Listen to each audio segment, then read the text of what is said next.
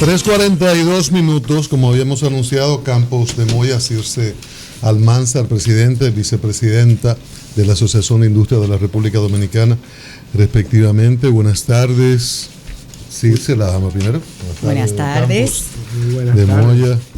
Qué gusto, qué bueno que estén acá en este día en que recibimos a los compañeros Ángel Acosta y Consuelo Despradel, en un momento en que se está hablando de los problemas de los préstamos, de la reconversión industrial, que es un tema de mucho tiempo, y de reforma fiscal, orientación de la reforma fiscal.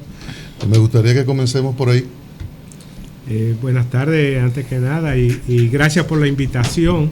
Nos sentimos realmente honrados de venir hoy a acompañarles a ustedes con la primicia de tener a doña Consuelo Despradel, una persona que yo he estado oyendo durante muchas mañanas. Desde que era chiquito, no diga eso. No diga eso. Se levanta temprano, doña Consuelo. La orientación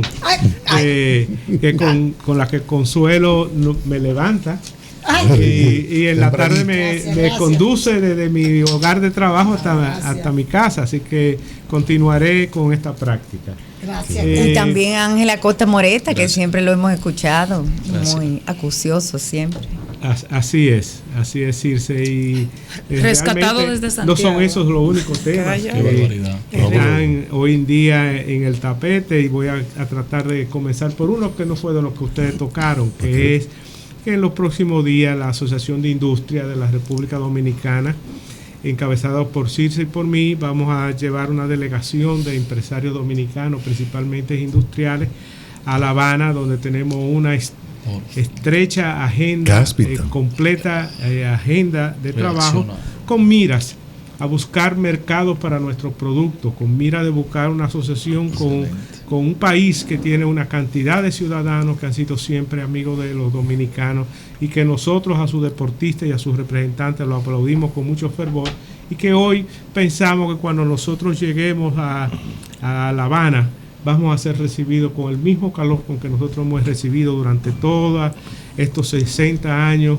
de embargo que ha tenido Cuba a los representantes de cualquier sector cubano que ha venido a la República. ¿Es de aproximación a algunas líneas ya definidas? No, hay una agenda establecida, hay ya rondas de negocio acordadas. Recuerden que Cuba está viviendo un proceso de apertura, pero que el proceso de apertura es un proceso con pausas, como decía el presidente de Cuba. Y los acuerdos de negocio se hacen con empresas que en este caso son empresas públicas, o sea, pero se han concertado los sectores que van. Hay sectores de energía eléctrica, sector de alimentos, mucho sector de alimentos, o sea, muchas industrias alimenticias, sobre todo café, cacao, van también todo lo que es lácteos, embutidos, plásticos, llama muchísimo la atención, farmacéuticas, acero, cemento. Y también tenemos una delegación institucional donde pensamos dar una buena información en ese momento, que no la voy a decir ahora. Pero era entonces la invitación para al regreso pasar por el sol de la tarde, claro, y contarnos los resultados. Hay un tema neurálgico. Hasta por teléfono podemos hablar. También.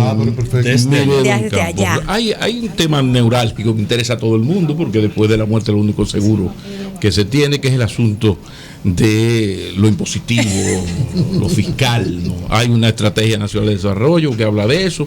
Pasaron 4 años, el pacto fiscal, bien, gracias. ¿Hasta dónde están dispuestos a llegar?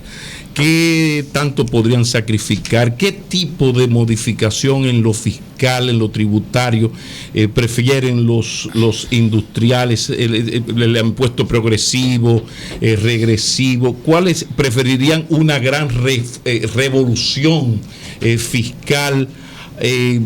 ¿Están a favor o en contra de los parches? Hablemos un poco de presión fiscal, de impuestos en sentido general, que es casi inevitable después de. Sí, el tema pese a que estamos en un periodo electoral y no es lo normal que lo haga, el tema fue traído por el presidente de la República en su alocución ante la Cámara Americana de Comercio hace un par de semanas, y muy valientemente él expuso la necesidad de que había que iniciar tan pronto pasaran las elecciones un proceso de un acuerdo un pacto fiscal. De un pacto fiscal, ¿no? Y que eso había que hacerlo rápidamente. Anteriormente a eso, nosotros en la Asociación de Industria habíamos hecho declaraciones en el sentido de que era necesario buscarle una salida al endeudamiento continuo que está teniendo la República Dominicana. Eso, a partir de la locución del presidente Medina, ha también surgido. Y vuelvo a reiterar, la posición de la Asociación de Industria es que nosotros debemos, junto con el gobierno dominicano, buscar el sector empresarial una solución que permita el ir reduciendo este endeudamiento y hacer todos un sacrificio. No es un sacrificio de un solo lado, este es un sacrificio que tiene que ser visto de ambos lados. Si ustedes analizan fríamente las estadísticas de la República Dominicana, se podrán ver que ha continuado aumentando el número de trabajadores, personas que viven del trabajo que tienen en el sector oficial, que el gasto de salario se ha triplicado en los últimos años, que se continúan las agendas sociales que mantiene el gobierno sin límite. Y entonces, al mismo tiempo de que esto debe ser revisado conscientemente por parte del gobierno, se debe revisar para que el sector productivo nacional juegue un rol participativo en lo que es la agenda.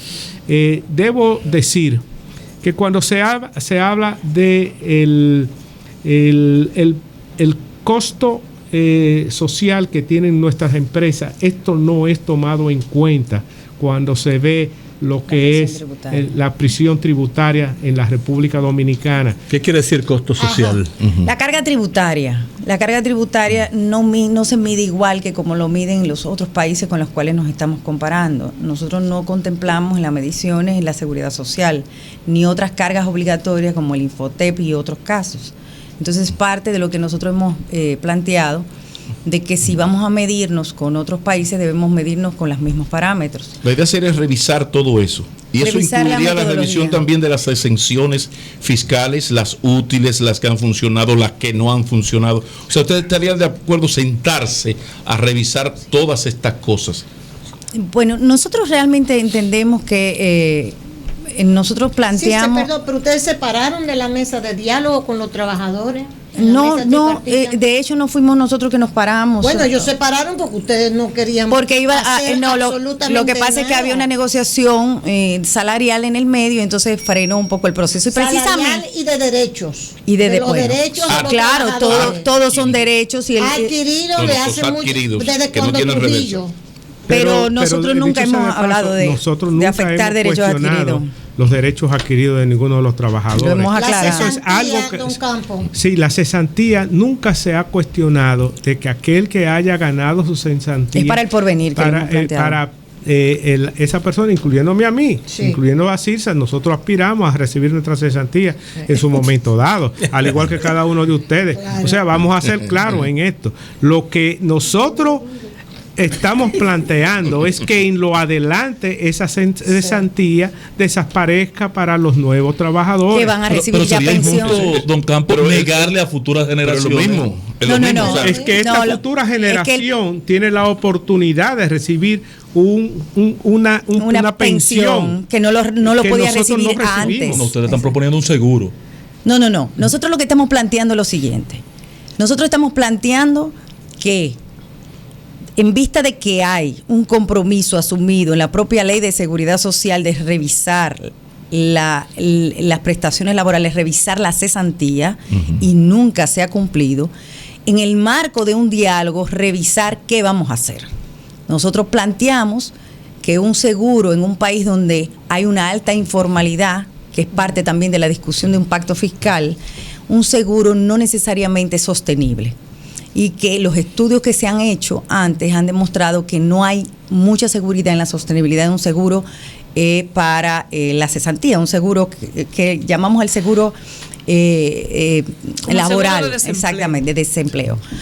Pero por eso planteamos un tope para el porvenir, doña Consuelo, siempre para el porvenir, entendiendo que a partir de los próximos 10 años, la mayoría de la población que ya empezó a cotizar a partir del 2003, que fue que inició el sistema de pensiones, ya va a poder tener el derecho a recibir esa pensión en un salario digno, si se cumple con lo que establece la ley, de la rentabilidad que debe tener. Aunque lo de digno es relativo. Bueno, sí, muy relativo. Porque finalmente eso es un tema ya más de seguridad ejemplo, social. Hay un tope de cotización, 50,000 o algo parecido. Al final, no, pero más que eso, Anibelca, no es el tema del tope, es el tema de la rentabilidad que deben tener los fondos de pensiones, que es un tema que ya deberíamos tratar aparte, porque ahí es la preocupación de nosotros. Ahora, yo quiero hacerle una pregunta, saliéndome un poco de ahí, y tiene que ver.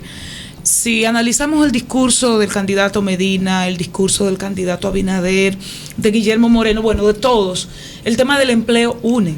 Y se habla de la necesidad de crear empleos. Pues ese es nuestro planteamiento. En términos reales, el gobierno nuestro y el pasado lo que ha hecho es incrementar la nómina pública con salarios de miseria, pero tenemos más empleados, pero mal pagados, pero somos más en cuanto a empleo desde el sector gobierno. ¿Cuál es la propuesta del sector privado, del sector empresarial o industrial en lo que tiene que ver con generar empleos? El 80-20. Con generar empleos y con pero generar... hay un problema de... No, y con generar empleos de calidad. El 80-20 al revés. Porque ustedes hablan de una presión tributaria que es alta, y yo creo que sí, pero si es alta para el empresario, no se imaginen para el empleado. ¿Cuál es la propuesta de ustedes para el tema empleo? Bueno, nosotros tenemos una serie de propuestas que están en el Congreso Industrial, que todas están focalizadas en el empleo. Y de hecho, parte de los planteamientos que nosotros hemos esbozado de cara a un posible pacto fiscal es que debe focalizarse en base a la generación de mayor productividad y mayor empleo. Claro. En los últimos 3 años, ¿cómo se logra el eso? 40% de los empleos formales que se han creado son del sector público.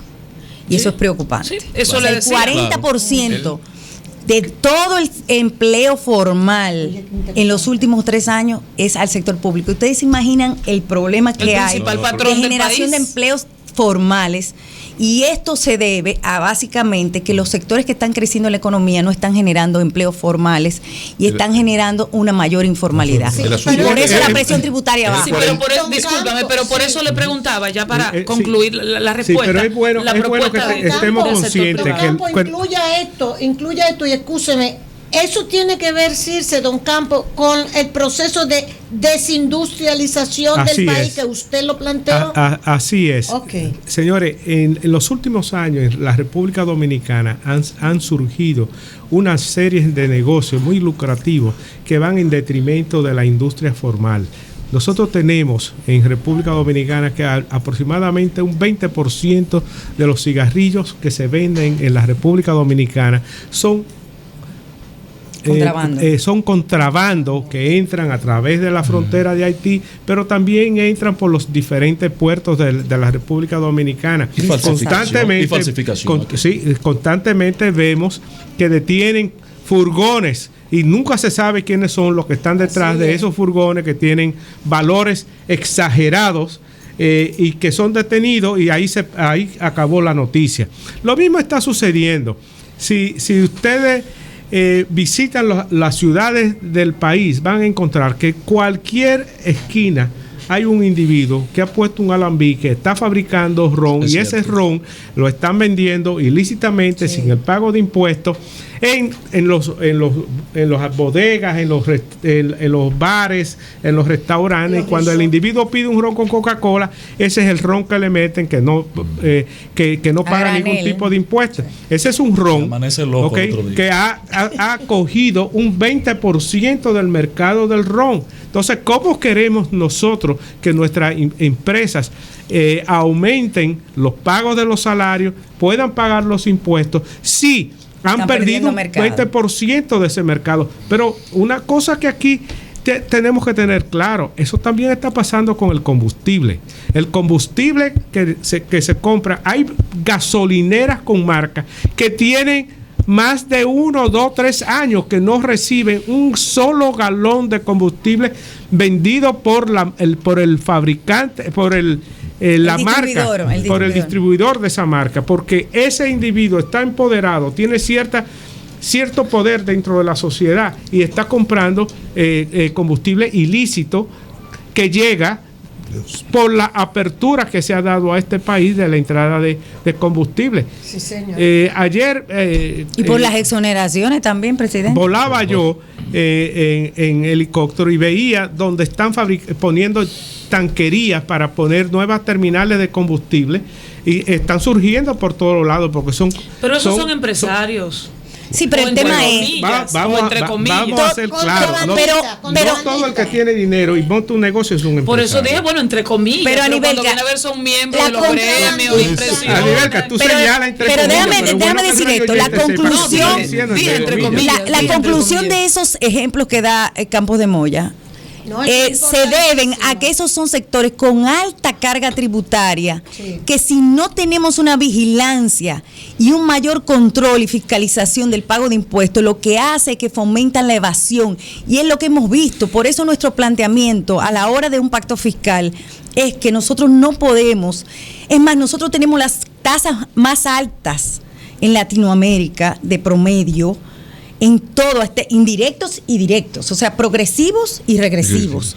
Si comparamos con otros países, nosotros tenemos las altas más elevadas, las tasas más elevadas. El problema es la informalidad, que se va incrementando cada vez más si no tenemos mayor fiscalización. ¿Cuántas veces han visto ustedes en la prensa, o ustedes mismos lo han reportado, laboratorios farmacéuticos que son cerrados y que a los pocos días le están devolviendo las propiedades confiscadas y reabriendo el dirigente político condenado que suplía hasta el propio pero sería bueno a la parte de los industriales, porque esas son las críticas que le tenemos guardadas cuando venga el señor gobierno aquí. Ahora lo que se trata es ver las posiciones sobre eso precisamente. El presidente de la República, Danilo Medina, ha hablado públicamente más de una vez sobre el tema de los salarios, que en algún momento se ha llamado salarios de miseria que pagan los empresarios dominicanos a sus trabajadores. En el sector público, dilo así. Sí. No, pero el presidente no ha hablado del salario cebolla de la administración pública, sino del sector privado. Sí. Y cito una nota sobre unas declaraciones que ofreció el presidente Danilo Medina el 1 de agosto del año 2013, hace aproximadamente 2 años y medio.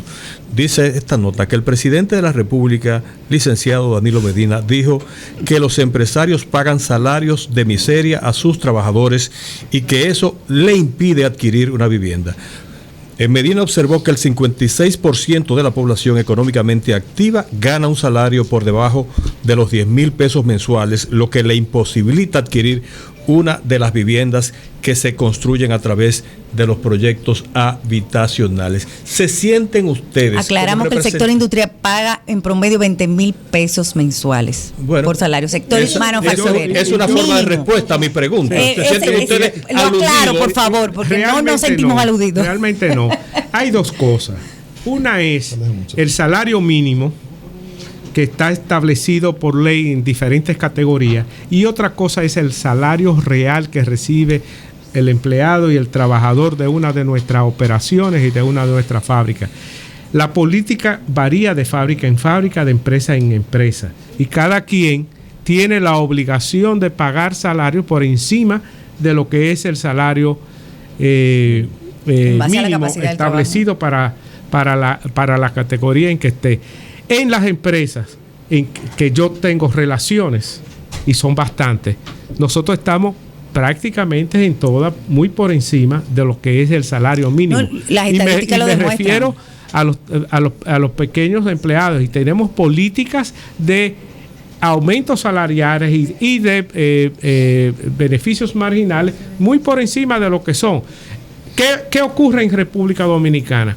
Que la gran mayoría del trabajo que se está creando es un trabajo informal, y ese empleador informal, y por eso yo me refería a Naivalca diciendo hay empresarios y hay empresarios. Aquí se categoriza un empresario a cualquiera que tiene 3 empleados. También se categoriza a un hacendado, a uno que se pone un sombrero en la cabeza. La diferencia de negociante y empresario. El que hace negocio, legal o ilegal, lícito, no, negociante. Pero el real empresario, el principal activo que tiene es su trabajador. Él hace una inversión en una fábrica, cualquiera que sea, y lo que más pone a producir es ese equipo, es el personal. Y cuando tú tienes una empresa sofisticada, tú buscas el talento, la persona que tiene la capacidad de sacar la productividad de esos equipos, y pagas lo que sea necesario, como pagas lo que sea necesario para tener los mejores equipos Señor Campo de del Moya, área. Usted comenzó a definir temas que son deficitarios en el sector industrial dominicano.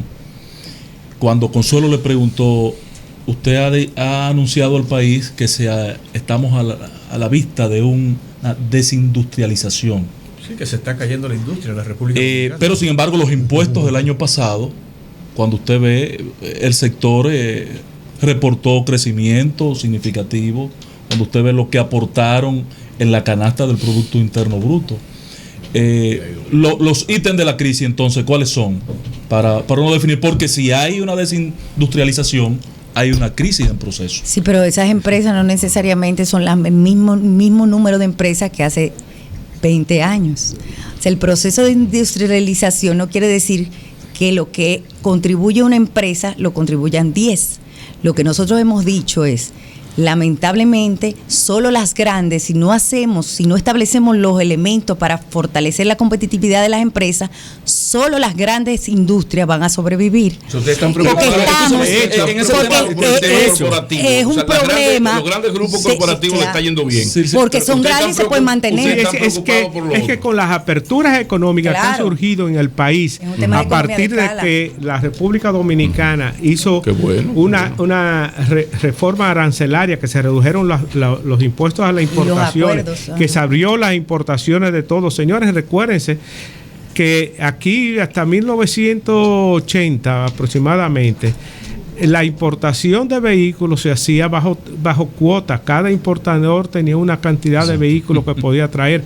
Eso se abrió. Yo no estoy criticando esa decisión. Bueno, usted sabe que ese es el modelo neoliberal. Ok, exactamente. Entonces, con esa apertura económica que surgió en la República Dominicana, que se acrecentó con los acuerdos de libre comercio que la República Dominicana tiene con la Unión Europea, con Estados Unidos, con Centroamérica, con el CARICOM. Pero ¿por qué los industriales no han aprovechado esa condición? Por los problemas de competitividad. Bueno, porque tú necesitas crecer y ponerte lo suficientemente grande para poder competir con el productor de otro país. Pero se le creó a los empresarios. Eso es lo que han hecho las empresas grandes. Eso se ha hecho. Pero los que no pudieron hacerlo van desapareciendo. Sí, insiste en que la competitividad, pero creamos leyes e instituciones en la República Dominicana. No han funcionado. Vamos a decirle al país que aquello no ha funcionado. Lo que pasa, Ángel, es que... Porque hasta un instituto tenemos ahora de la competitividad. Exportación, ¿qué está haciendo? Todos los estudios se han hecho, miren, y hemos resuelto varias cosas, pero todavía hay un letargo de los principales factores que afectan la competitividad. ¿Cómo cuáles? Como el problema eléctrico todavía. Por ejemplo, tú tienes la ventaja en las grandes industrias que consumen más de 1 mega de que pueden ser usuarios no regulados. Sí. Eso le garantiza ciertos precios competitivos a una industria que tiene una capacidad instalada de más de 1 mega. Pero las pequeñas no tienen esa condición. Entonces ahí hay un primer elemento que te hace que los costos te aumentan. Por el otro lado, tú tienes un factor que es elemental, que es el hecho de que tú no tienes financiamiento. Las grandes industrias tienen financiamiento, inclusive tienen su capital de trabajo propio. Y esa es parte de nuestra preocupación. Afortunadamente, nosotros hemos venido trabajando en nuevos instrumentos financieros que podrían ser un paliativo para esas pequeñas y medianas industrias y que podríamos fortalecerlo. Pero no son los fondos de pensiones, eso. Bueno, parte de lo que nosotros hemos planteado no es que accedan a los fondos de pensiones, es que los fondos de pensiones se utilicen a través de mecanismos de alianza pública-privada en infraestructura y en programas del Estado donde el industrial pueda venderle a productos para esas grandes obras de infraestructura. Ahora mismo esos fondos de pensiones lo que están es colocados en bonos de Hacienda y en instrumentos de deuda pública. Y eso no está generando productividad. Entonces no es que vamos a tocar los fondos de pensiones sin garantía, es que se pongan como instrumento para el desarrollo nacional y para los empleos en República Dominicana, porque lo que estamos viendo es que lo que estamos fortaleciendo con la apertura de mercado son los empleos en otros países.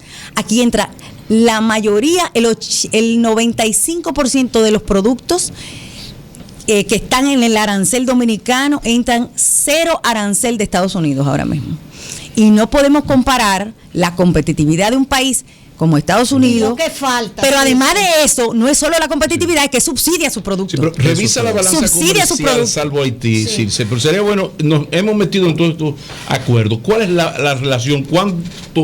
¿Qué beneficio le he sacado yo a esto, salvo nuestra relación con Haití? Porque quizás que no tiene acuerdo de libre comercio. Quizás lo único bueno de esto es como el de CAFTA, que lo único bueno fue que nos metió en cintura vía gobierno en una serie de normas. Pero ¿cuál es nuestra situación actual? ¿Qué provecho le ha sacado el industrial dominicano a estas facilidades? Realmente yo no debiera ser la persona apropiada para contestar esa pregunta, porque yo estuve opuesto al DERECAFTA. Yo fui la voz disidente del DERECAFTA, del sector industrial dominicano. Pero el palo está dado. La República Dominicana tenía un mercado protegido de los productos de los Estados Unidos y de los productos centroamericanos hasta el DERECAFTA. Y nosotros teníamos acceso a esos mercados. Entonces, nosotros negociamos mantener esa situación con Estados Unidos a cambio de entregarle nuestras aduanas. Así y eso mismo, fue lo que se hizo. Pero a otros países de la región, sin embargo, Campos de Moya. Es lo que hemos resultado. Campos de Moya, a otros países de la región envueltos en el Tratado de Libre Comercio, le ha ido mejor en el intercambio que a la República Dominicana. Pero no. Vamos a ver. Bueno. Espérate, si comparamos desde el punto de vista de las estadísticas dominicanas y las estadísticas que ellos tenían antes, podríamos ver que ellos se beneficiaron. Pero todavía ellos no sobrepasan en exportaciones a la de República Dominicana. Pero o sea, mejorado. Bueno, en comparación a su propia realidad. Ellos han mejorado, pero no quiere decir que sobrepasen las exportaciones dominicanas de Estados Unidos. Pero lo que hay que ver es que estos acuerdos lo que buscan es la integración de los mercados. Entonces tú vas a tener más productos centroamericanos que vienen hacia la República Dominicana, pero al mismo tiempo tú vas a tener productos dominicanos que van hacia esos mercados. Eso es lo que nosotros estamos buscando. ¿Y se ha dado? Con este viaje. Sí, se ha dado. Claro que sí. El intercambio favorece a la República Dominicana. Ese viaje a La Habana. Eso es. Yo digo con Centroamérica. Por ejemplo, hay un roncito guatemalteco. ¿Cómo se llama? Zacapa. Oye, y otro más. Hay varios. Hay otro de Nicaragua. Aquí que antes uno se quedaba con Bermúdez. La realidad es que ese balance. Pero la realidad. Perdón. Hay nuevas conversaciones con Haití. Allí no hay autoridades definitivas. Hay un proceso electoral pendiente. Pero hay nuevas conversaciones. ¿Qué expectativas ustedes tienen sobre? Pero no me deje dar. Nosotros hemos incrementado las exportaciones de la industria nacional en más de un 40% en los últimos 6 años. O sea, no me quiero quedar Pero no estaba esbozando una idea que no me permitieron. Con la integración del mercado, el empresario dominicano, el industrial dominicano, no únicamente está fabricando aquí hoy en día. El empresario se ha internacionalizado. Está pasando la frontera. Hay empresas de dominicanos en Puerto Rico, hay empresas de dominicanos en Centroamérica. La calidad nuestra es una calidad buena. O sea, que aquí tenemos el complejo. Eso viene de allá. Yo soy de los que opina que si nosotros logramos un buen entendimiento con el régimen cubano, nosotros podemos convertirnos en uno de los principales suplidores de productos.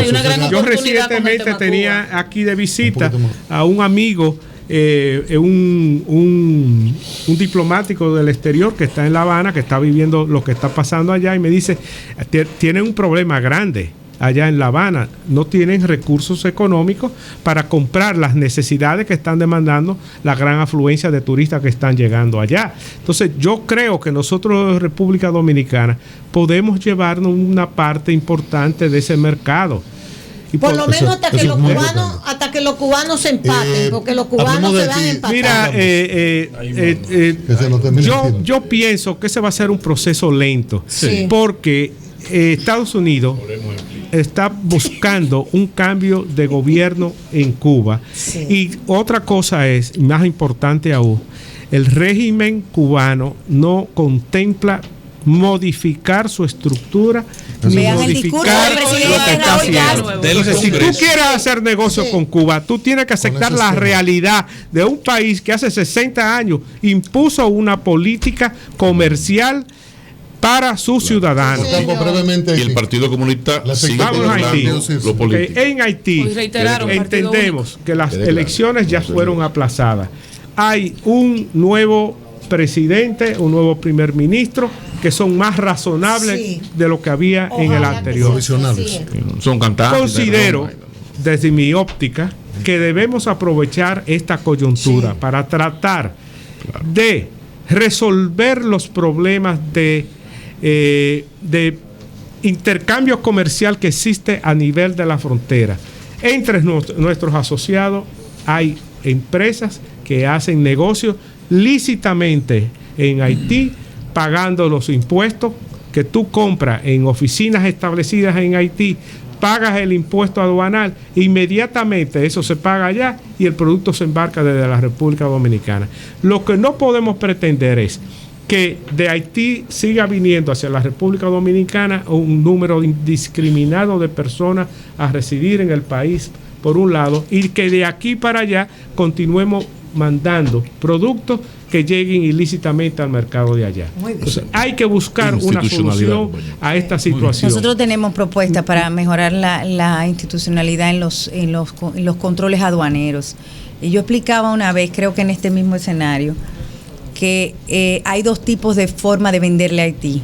La que hablaba Campos de Moya, que es la que tiene que ver con ya embarques, donde tú pagas tus impuestos a través de los puertos y las aduanas, que es muy costoso por la tasa que cobran en los puertos, y el comercio transfronterizo, que es básicamente empresas haitianas que vienen a comprar acá.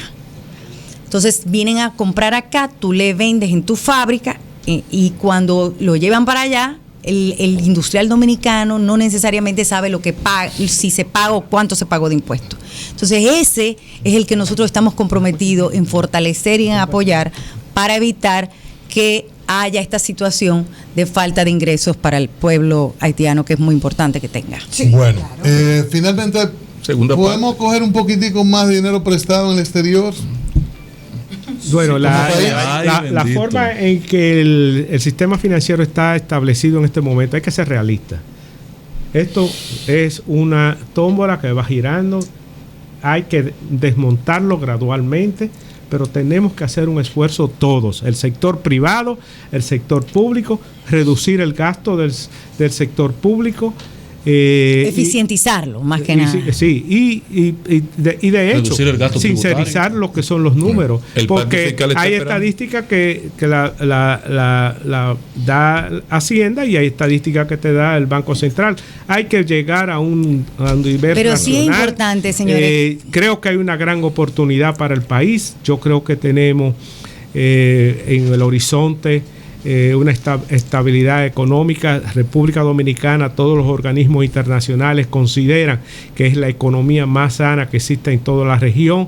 Aprovechemos esa economía, vamos a apretarnos los cinturones, vamos a trabajar en buscar soluciones vamos a buscar soluciones a las cosas que van a gravitar en el futuro próximo de la República Dominicana si no lo hacemos. ¿Ustedes hablaron con el presidente ya, don Campo? ¿Perdón? ¿Ustedes no han invitado al presidente? ¿A dónde? Allá, a la asociación. Sí, nosotros lo invitamos y él declinó la invitación porque... No. Él no ha declinado. Él no ha declinado. No se pudo concertar una fecha. Le quedó bonito. No se pudo concertar una fecha. Pero mientras tanto fue el CONEP. Cuando se firma el pacto eléctrico el año que viene y después el otro año ese es el punto. Vamos a volver a hablar. Un pacto eléctrico es fundamental antes de un pacto fiscal porque se supone que nosotros debemos disminuir el déficit eléctrico del subsidio y entonces eso te va a minorar y reducir los gastos. Señores, muchísimas gracias. Gracias a ustedes. Ya podemos ir a Cecilia Mansar, presidenta y vicepresidenta de la Asociación de Industria de la República Dominicana. Y aplaudir a doña Consuelo y Ángela Costa. Y bienvenida, Sol. Gracias de nuevo, cambio y fuera, Vladi.